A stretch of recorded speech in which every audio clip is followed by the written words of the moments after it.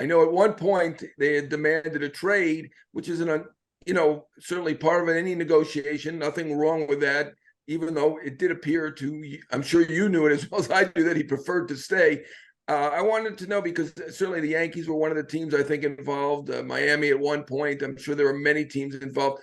Obviously, as always happens with these talks, some teams suggested that you were asking for the moon, and obviously he's a great player. We had 3 years to go, so maybe the moon was the appropriate ask.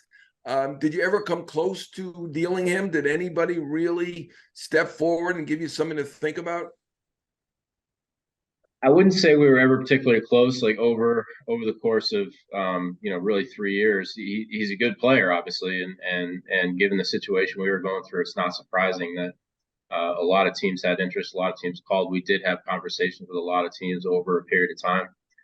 We were always hoping in the back of our minds that extension was the path we would go down as opposed to trade. But until you have an extension, of course, you don't know if you're going to get it. So you've got to be open to the other paths.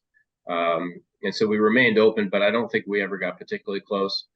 I know it was said publicly that we were asking for this and that, and it's true we held a high bar. I think it's I think we were certainly trying to act professionally with teams, and we exchanged information, and then we just never lined up in a way that we thought made sense given where we were, and I respect every team to make those determinations. But there's three, basically. Anytime you have a player in that situation, you have sort of three paths you can go down. There's just do nothing and stay year to year, and that's a path, and there's nothing wrong with that path. That works perfectly well in a lot of cases.